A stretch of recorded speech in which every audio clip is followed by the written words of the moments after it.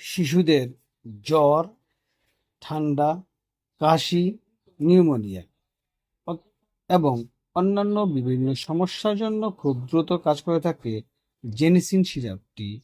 আসসালামু আলাইকুম, Shams medicine tips আপনাদের সবাইকে স্বাগতম। আমি আবারও চলে আসলাম আপনাদের মাঝে নতুন একটি টপিকস নিয়ে। আজকে আমার টপিক হচ্ছে জেনিসিন সিরাপ, যার জেনেরিক হচ্ছে এজিথ্রোমাইসিন। এটি হচ্ছে একটি পাউডার অফ সাসপেনশন যা অরেঞ্জ ফ্লেভারে। এটি আমাদের শিশু বাচ্চা যাদের নিউমোনিয়া সমস্যা রয়েছে, ঠান্ডার সমস্যা রয়েছে, জ্বরের সমস্যা রয়েছে, কাশির সমস্যা রয়েছে, গলা ব্যথার সমস্যা রয়েছে, এই ধরনের সমস্যায় খুব দ্রুত কাজ করে থাকে। সুতরাং টপিকটি শুরু করার পূর্বে আপনাদের কাছে আমার অনুরোধ, বন্ধুরা প্লিজ চ্যানেলটি সাবস্ক্রাইব করে বেল আইকনটি বাজিয়ে দিন, তাহলে পেয়ে যাবেন আমার নিত্য নতুন ভিডিও। এবং এই ভিডিওটি আপনার টাইমলাইন থেকে শেয়ার করে দিন, এর ফলে হয়তো বা আপনি উপকৃত হতে পারেন অথবা আপনার প্রিয় মানুষজন যাদের শিশুরা এই ধরনের সমস্যায় ভুগছে তাদের উপকারে আসতে পারে। যারা অলরেডি আমার চ্যানেলটি দেশ এবং প্রবাস থেকে সাবস্ক্রাইব করেছেন তাদেরকে জানাই অসংখ্য ধন্যবাদ। যারা এখনো সাবস্ক্রাইব করেনি বন্ধুরা, প্লিজ চ্যানেলটি সাবস্ক্রাইব করে বেল আইকনটি বাজিয়ে দিন। চলুন বন্ধুরা, আমরা চলে যাই আমাদের মেইন টপিকসে। জেনিসিন, যার জেনেরিক হচ্ছে এজিথ্রোমাইসিন। এটি একটি বহুল ব্যবহৃত অ্যান্টিবায়োটিক যা ম্যাক্রোলাইড শ্রেণীর ওষুধের অন্তর্গত। জেনিসিন সিরাপ হলো এজিথ্রোমাইসিনের একটি তরল ফর্মুলেশন যা সাধারণত সেই সব শিশু এবং প্রাপ্ত বয়স্কদের জন্য নির্ধারিত হয় যাদের ট্যাবলেট গিলতে অসুবিধা হয়। এটি বিস্তৃত পরিসরের ব্যাকটেরিয়াজনিত সংক্রমণের বিরুদ্ধে কার্যকর এবং ব্যাকটেরিয়া প্রোটিন সংশ্লেষণকে বাধা দিয়ে কাজ করে, যার ফলে ব্যাকটেরিয়া বৃদ্ধি এবং বংশবৃদ্ধি বন্ধ হয়ে যায়। এ পর্যায়ে আমরা যে বিষয়টি বন্ধুরা জানবো সেটি হচ্ছে এই যে এজিথ্রোমাইসিন বা জেনিসিন সিরাপটি রয়েছে এটি কি কাজ করে, অর্থাৎ এই সিরাপটি কি কি কাজ করে এই বিষয়ে আমরা জানবো। জেনিসিন সিরাপ প্রধানত শ্বাসযন্ত্রের সংক্রমণ যেমন নিউমোনিয়া, ব্রঙ্কাইটিস, সাইনোসাইটিসের চিকিৎসার জন্য ব্যবহার করা হয়। অর্থাৎ বড় বা ছোট শিশুদের শ্বাসযন্ত্রের সমস্যা যেমন নিউমোনিয়া হচ্ছে এবং শ্বাসটিতে ব্রঙ্কাইটিসের সমস্যা হচ্ছে এবং সাইনোসাইটিসের সমস্যা হচ্ছে, এই ধরনের ক্ষেত্রে এটি ব্যবহার করা হয়। তাছাড়া এটি টনসিলাইটিস এবং ফ্রাঞ্জাইটিসের মতো গলা সংক্রমণ ও ব্যবহার করা হয়। অর্থাৎ এটি অনেক সময় দেখা যায় গলা টনসিলের সমস্যা রয়েছে, অনেক কিছু খাবার গিলে খাওয়া যায় না, এই ক্ষেত্রেও এই ট্যাবলেটটি কাজ করে। এবং গলা সংক্রমণ, গলায় কোনো ধরনের ব্যথা হয় সেই ব্যথা দূর করতেও কিন্তু এই সিরাপটি কাজ করে থাকে। কানের সংক্রমণ, অর্থাৎ অনেক সময় দেখা যায় কানে ব্যথা, কানটা ফুলে গেছে, এই ধরনের সমস্যা যাকে বলা হয় ওটিটিস মিডিয়া, এই ক্ষেত্রেও কিন্তু এই জেনিসিন বা এজিথ্রোমাইসিন সিরাপটি কাজ করে থাকে, সেটি ছোট এবং বড় সবার উভয় ক্ষেত্রেই। ত্বকের সংক্রমণের জন্য কার্যকর।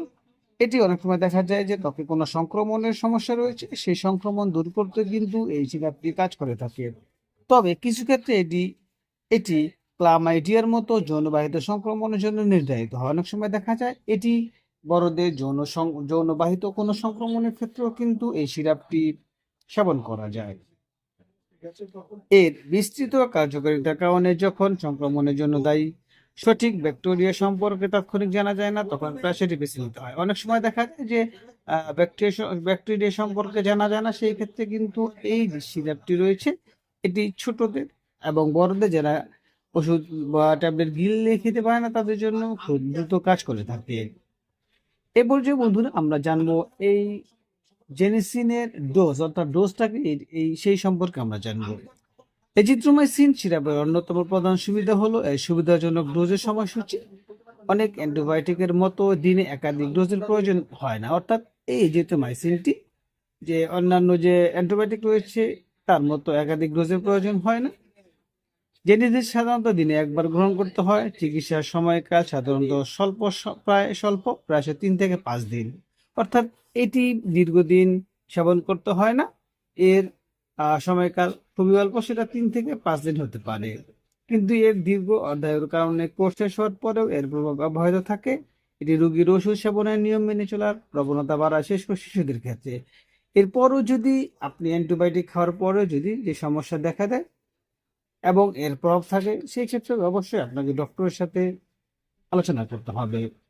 সিরাপটি একজন স্বাস্থ্যসেবা পেশাদারের পরামর্শ অনুযায়ী গ্রহণ করা উচিত। অর্থাৎ এই সিরাপটি যখন আপনি আপনার বাচ্চাকে খাওয়াবেন, সেই ক্ষেত্রে অবশ্যই একজন অভিজ্ঞ ডক্টরের সাথে পরামর্শ করে এই সিরাপটি আপনার শিশুকে দেওয়া উচিত।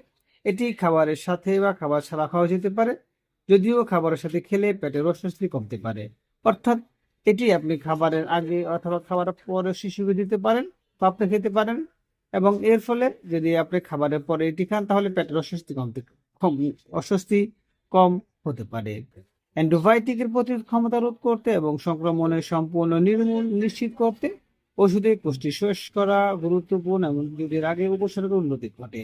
অর্থাৎ আপনি যখন এই অ্যান্টিবায়োটিক সিরাপটি সেবন করবেন, অবশ্যই এর কোর্সটি সম্পূর্ণ শেষ করবেন। যদি কোর্স সম্পূর্ণ শেষ হওয়ার আগেও আপনার সমস্যা ভালো হয়ে যায়, তারপরও আপনি এই সিরাপটি বা অ্যান্টিবায়োটিকের যে কোর্স রয়েছে সেই কোর্সটি অবশ্যই আপনাকে সম্পন্ন করতে হবে বন্ধুরা।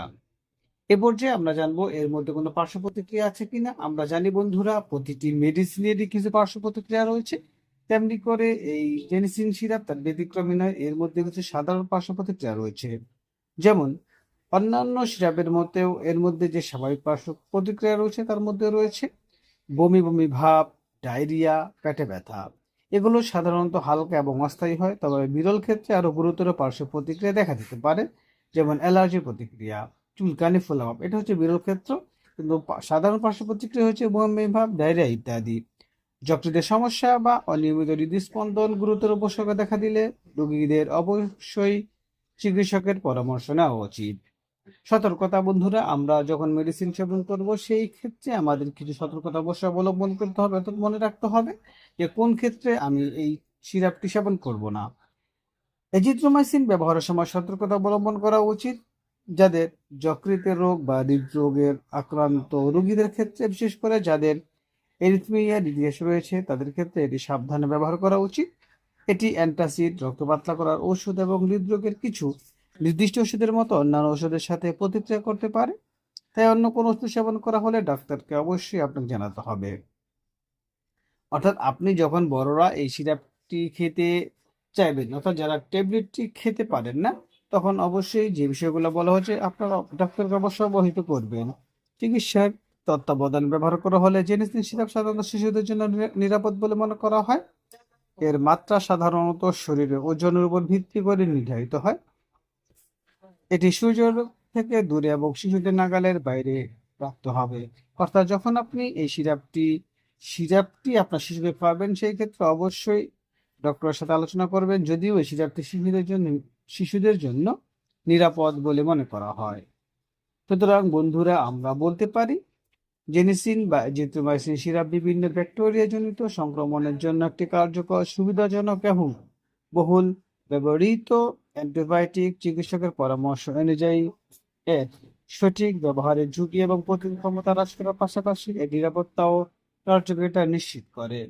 সুতরাং আপনি যদি আপনার শিশু বিভিন্ন সমস্যায় আক্রান্ত হয়, বিশেষ করে জ্বর, নিউমোনিয়া, ঠান্ডা, সেক্ষেত্রে আপনি এই সিরাপটি সেবন করাতে পারেন এবং আপনি চাইলে একজন অভিজ্ঞ ডক্টরের সাথে পরামর্শ করে নিতে পারেন। তাছাড়া আপনার পাশে যে স্বাস্থ্যসেবা কর্মী রয়েছে রেজিস্ট্রারকৃত, তার সাথে আলোচনা করে সেবন করাতে পারেন। তবে কোনোভাবেই কোনো মেডিসিন ডক্টরের পরামর্শ ছাড়া সেবন করাবেন না। আমাদের এই চ্যানেলের মাধ্যমে শুধুমাত্র আমরা আপনাদেরকে আপনি কোন রোগের জন্য কোন মেডিসিন সেবন করবেন সেই সম্পর্কে বলা হয়। সুতরাং যে কোনো মেডিসিন সেবন করার পূর্বে অবশ্যই একজন অভিজ্ঞ ডক্টরের পরামর্শ নিন। ভিডিওটি যদি আপনার কাছে ভালো লাগে এবং উপকারী মনে হয় তাহলে অবশ্যই বন্ধুদের সাথে শেয়ার করে দিন। আবারও বলছি বন্ধুরা, চ্যানেলটি সাবস্ক্রাইব করে বেল আইকনটি বাজিয়ে দিন, তাহলে পেয়ে যাবেন আবার নিত্য নতুন ভিডিও। এবং এই ভিডিওটি আপনার টাইমলাইন থেকে শেয়ার করে দিন, এর ফলে হয়তো আপনি উপকৃত হতে পারেন অথবা আপনার প্রিয় মানুষজন, যাদের বাচ্চারা এই ধরনের সমস্যায় ভুগছে, তাদের উপকারে আসতে পারে। আজ এ পর্যন্তই। আগামীকালকে আবার কথা হবে নতুন কোনো টপিকসে। সেই পর্যন্ত সবাই সুস্থ থাকুন, ভালো থাকুন, শামস মেডিসিন ইউটিউব চ্যানেলের সাথেই থাকুন। লাইক, কমেন্ট, শেয়ার করে আমাদেরকে পরবর্তী ভিডিও বানাতে উৎসাহ প্রদান করুন। সবার সুস্থতা কামনায়, খুদা হাফেজ।